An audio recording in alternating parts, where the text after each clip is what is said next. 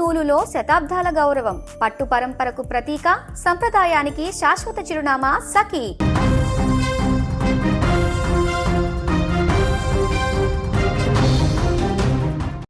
రాజకీయాల్లో మరొక big twist చోటు చేసుకుంది. ఇప్పటికే హీరో విజయ్ ముఖ్యమంత్రిగా ప్రమాణం స్వీకారం చేయడానికి సిద్ధమవుతున్న సందర్భంలో తాజాగా సూపర్ స్టార్ రజనీకాంత్ ఎంట్రీ ఇచ్చారు. పొలిటికల్గా ఇప్పుడు సూపర్ స్టార్ రజనీకాంత్ ఎంట్రీలోకి రావడంతో ఒక్కసారిగా రాష్ట్ర రాజకీయాల్లో ఒక సరికొత్త చర్చ మొదలైపోయింది. ఎందుకంటే సూపర్ స్టార్ రజనీకాంత్ గురించి మనందరికీ తెలిసిందే. చాలా సంవత్సరాల నుంచి తనే ఒక పార్టీని పెడదామని, రాజకీయంగా వద్దామని, సినిమా గ్లామర్ తోటి రాష్ట్ర ముఖ్యమంత్రిగా కూడా పదవి స్వీకారం చేస్తారని చెప్పేసి ఆయన అభిమానులు ఎంతో కాలంగా ఎదురు చూసినటువంటి సందర్భం తమిళనాడులో నెలకొంది. కానీ చివరిగా 2017లో పార్టీ స్థాపిస్తాడంటూ రజనీకాంత్ చెప్పినా ఆ తర్వాత అనారోగ్య కారణాల చేత డ్రాప్ అయిపోయినటువంటి సందర్భం ఉంది. ఈ నేపథ్యంలో రజనీకాంత్ అభిమానులు కూడా ఇప్పుడు భారీ విజయ్ అందుకున్న సందర్భంలో కొంత అసహనంగా ఉన్నట్టుగా తెలుస్తుంది. ఇలాంటి సందర్భంలో డిఎంకే అధినేత మాజీ ముఖ్యమంత్రి ఎంకే స్టాలిన్ని ఇప్పుడు కలవడం అనేది చర్చనీయాంశంగా మారింది. అసలు స్టాలిన్ని రజనీకాంత్ ఎందుకు కలిచారు?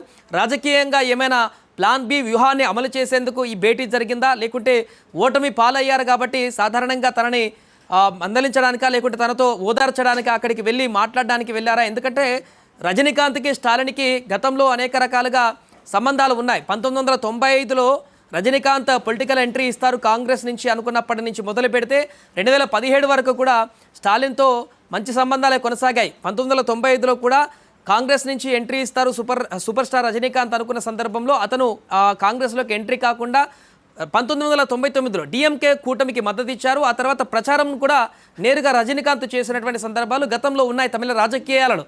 ఆ తర్వాత జరిగినటువంటి పరిణామాలలో అనేక సందర్భాలలో కూడా డిఎంకేకి మద్దతుగా, ఆ యొక్క కూటమికి మద్దతుగా, కాంగ్రెస్కి మద్దతుగా నిలబడ్డటువంటి సందర్భాలు గత రాజకీయాల్లో ఉన్నాయి.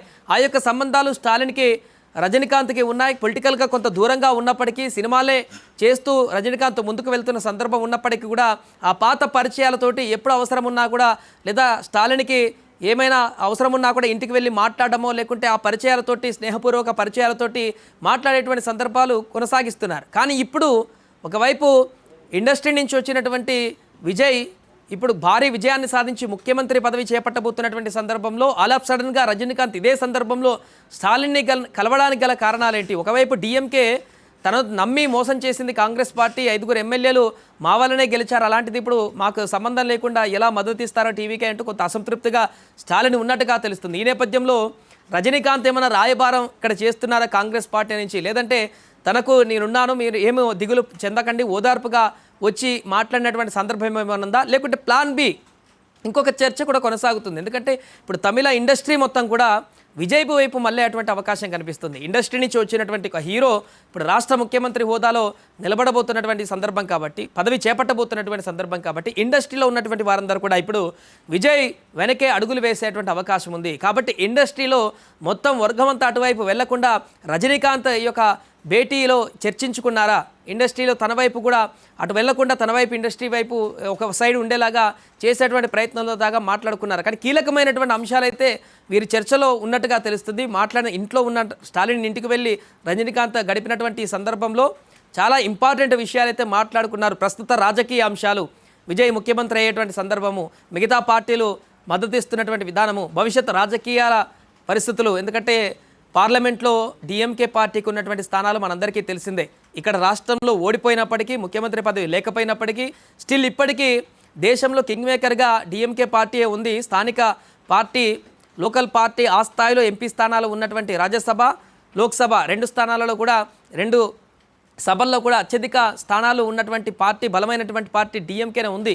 ఇంకా పార్లమెంట్ ఎన్నికలు రావడానికి 2 సంవత్సరాలకు పైగా కాలం ఉంది, 2.5 సంవత్సరాలు ఉంది. కాబట్టి దేశ రాజకీయాలలో క్రియాశీలక పాత్ర పోషించడానికైతే స్టాలిన్కి చాలా క్లియర్గా అవకాశం ఉంది ఇంకా 2.5 సంవత్సరాల వరకు. రాష్ట్రంలో పదవి కోల్పోయినా కూడా దేశంలో మాత్రం కింగ్ మేకర్గా ఉండేటువంటి అవకాశం స్టాలిన్కి ఉంది. కాకపోతే ఎమ్మెల్యేగా, ఎంపీగా తన ప్రాతినిధ్యంలో లేడు, కానీ తన పార్టీ అభ్యర్థులు ఉన్నారు కాబట్టి పార్టీతోటి ఆ యొక్క పరిస్థితిని మెయింటైన్ చేసే అవకాశం ఉంది. కానీ ఏదేమైనా రజనీకాంత్ ఆల్ ఆఫ్ సడన్గా స్టాలిన్ని కలవడం అనేది ఆసక్తికి పరిణామంగా మారింది. ఇన్ కేస్ అంటే గెలిచినటువంటి విజయ్తో భేటీ అవ్వడం సాధారణమైనటువంటి విషయం. తమ కొలీగ్ ఇండస్ట్రీలో ఉన్నటువంటి ఒక హీరో గెలిచారు, ముఖ్యమంత్రిగా పదవి చేపడుతున్నారు, తనకు అభినందనలు తెలపడం, అలా కలిస్తే పెద్దగా ఇంత చర్చనీయ విషయం కాకపోతుండే. కాకపోతే మాజీ సీఎం ఇప్పుడు ఓడిపోయినటువంటి వ్యక్తి ప్రత్యర్థి పార్టీ గెలిచినటువంటి పార్టీ కాకుండా డిఎంకే పార్టీ అధినేత తనతో భేటీ ఇవ్వడం పట్లనే ఏదైనా ప్లాన్ బి అమలు చేయబోతున్నారా? భవిష్యత్ రాజకీయాలలో విజయ్ని అడ్డుకోవడానికి రజనీ సపోర్ట్తో ముందుకు వెళ్ళబోతున్నారు. ఎందుకంటే ఇప్పుడు రజనీ ఫ్యాన్స్ కూడా చాలామంది కొంత అసంతృప్తిగా ఉన్నట్టుగా తెలుస్తుంది.